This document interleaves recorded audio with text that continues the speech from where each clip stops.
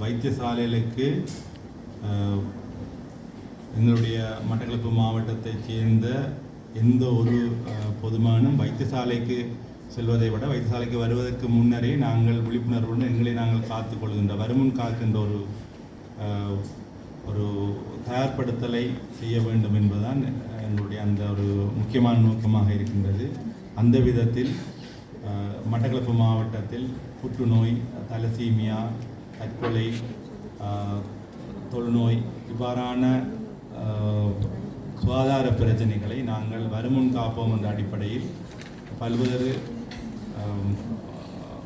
விழிப்புணர்வு நிகழ்வுகள் மூலமாக தடுக்கின்ற நடவடிக்கைகள் எங்களுடைய பணிமனையில் உள்ள அத்தனை பேரும் ஒன்றிணைந்து அதே நேரத்தில் எங்களுடைய கல்வி திணைக்களம் அதே போன்று பல்வேறு திணைக்களங்களோடு நாங்கள் தொடர்புகளை மேற்கொண்டு அவர்களின் உதவியின் மூலமாக மக்களுக்கான விழிப்புணர்வு திட்டங்களை நடத்தி வருகின்றோம்.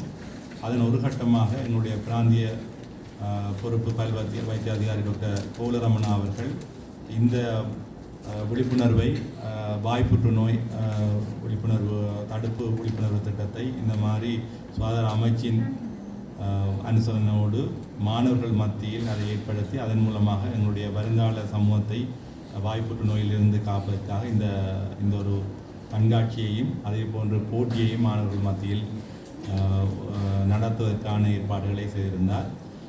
இந்த ஏற்பாடுகளுக்காக ஒத்துழைத்த எங்களுடைய மட்டக்களப்பு வலய கல்வி பணிப்பாளர் அவர்களுக்கு உண்மையில் நாங்கள் நன்றிகளை கூற வேண்டும் என்று கேட்டால் நாங்கள் ஒரு திட்டத்தை முன்னெடுக்கும் பொழுது அதற்குரிய அந்த உதவி சரியான முறையில் அவர்களால் எங்களுக்கு தரும்படும் பொழுது இதை இன்னும் கொஞ்சம் சிறப்பாக நாங்கள் செய்யக்கூடியதாக இருக்கும். அந்த விழாவை பற்றி நாங்கள் அந்த போட்டிகளில் தேடல்களை எடுக்கும் பொழுதுதான் தெரிந்தது. அவர் எங்களுடைய புனிதமிக்க கல்லூரியை கற்றிருந்தார். அதிலே தொண்டராசிரியாவில் சேர்ந்தார்.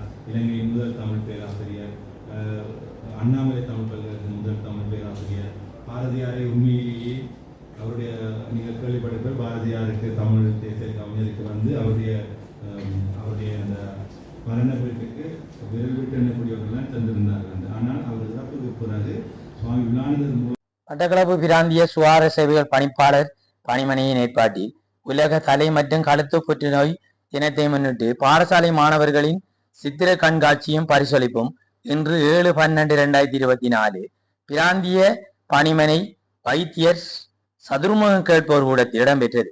பிராந்திய சுகாதார பணிப்பாளர் வைத்திய கலாநிதி ஆர் முரளீஸ்வரன் தலைமையில் நடைபெற்ற இந்நிகழ்வில் கல்வி வெளியீட்டு திணைக்கள பிரதி ஆணையாளர் திருமதி சுயாதா குலேந்திரகுமார் பிரதம அதிதியாகவும், மட்டக்களப்பு வலய கல்வி பணிப்பாளர் திருமதி சாமினி ரவிராஜ் சிறப்பு அதிதியாகவும், ஓய்வு நிலை சித்திரப்பாட ஆசிரியர் கானா சர்க்குலிங்கம், ஓய்வு நிலை ஆசிரிய ஆலோசகர் சி இரவீந்திரன் ஆகியோர் கௌரவ அதிதிகளாகவும் கலந்து கொண்டனர்.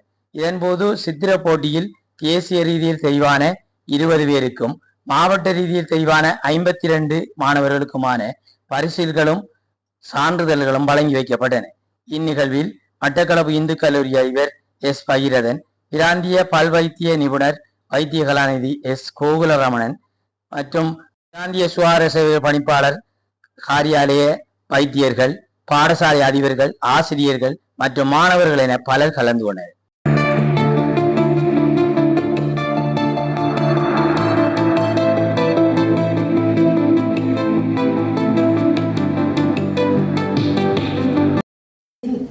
ஏஓ அவர்கள் மற்றும் இங்கு வருகை தந்திருக்கின்ற மட்டக்களப்பு இந்து கல்லூரியின் அதிபர் பகீரதன் அவர்கள், அத்துடன் மாணவர்களை அழைத்து வந்திருக்கின்ற ஆசிரியர்கள், பெற்றோர்கள், விசேஷமாக இங்கு இந்த நிகழ்வை நடாத்தி கொண்டிருக்கின்ற அனௌன்சர்ஸாக இருக்கின்ற எமது மாணவர்கள், ஊடகவியலாளர்கள், பரிசுகளை பெற வந்திருக்கின்ற மாணவ மாணவிகள் அனைவருக்கும் மகிழ்ச்சிகரமான காலை நேர வணக்கம்.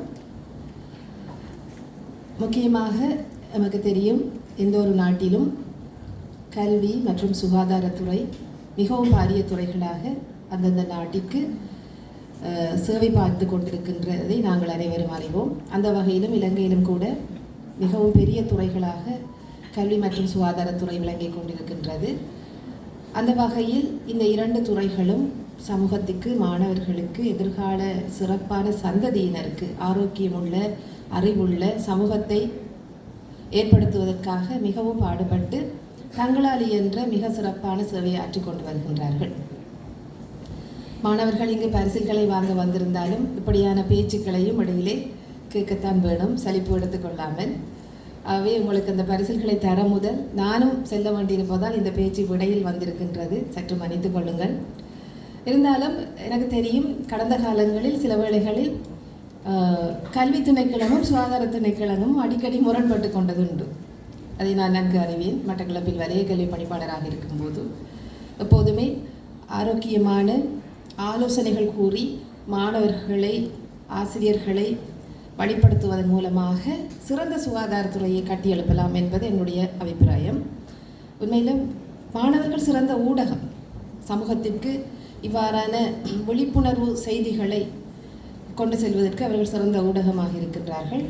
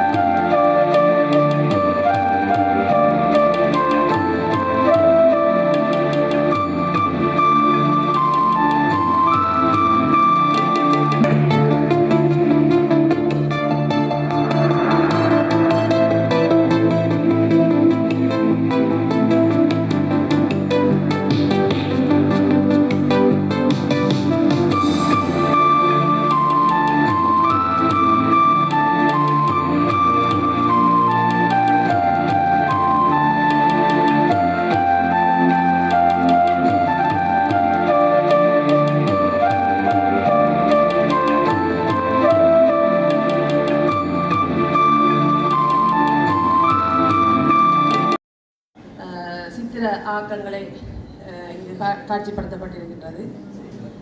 இலங்கையில் மிகவும் துரிதமாக வளர்ச்சியடைய வேண்டிய 2 துறைகள் சுகாதாரமும் கல்வியும். இலங்கையில் ஆக கூடுதலாக நிதி ஒதுக்கப்படுகின்ற துறைகளும் இந்த சுகாதாரமும் கல்வித்துறையும் தான். கல்வித்துறையில் நிதி கூடுதலாக ஒதுக்கப்படும் பொழுது அது நவீனமயப்படுத்தப்பட்ட ஒரு கல்வியின் ஊடாக இலங்கை பொருளாதாரத்தை முன்னேற்றமடைய செய்யலாம். அதே போன்று சுகாதாரத்தின் நிதி கூடுதலாக ஒதுக்கப்படுவது குறைக்கப்பட வேண்டும். அதாவது ஆரோக்கியமான ஒரு சமூகம் இருக்குமாக இருந்தால் சுகாதாரத்துக்கு செலவிடப்படுகின்ற தொகை குறைத்துக் கொள்ள முடியும். ஏனெனில் இலங்கையின் பொருளாதாரத்தில் பாரிய தாக்கத்தை விளைவிக்கின்றது. இந்த சுகாதாரத்துறையில் ஆரோக்கியமற்ற ஒரு சமூகம் உருவாகும் போது அது இலங்கையின் சுகாதாரத்துறைக்கு அல்லது இலங்கையின் பொருளாதாரத்திற்கு ஒரு பாதிப்பை ஏற்படுத்தக்கூடியதாக இருக்கு.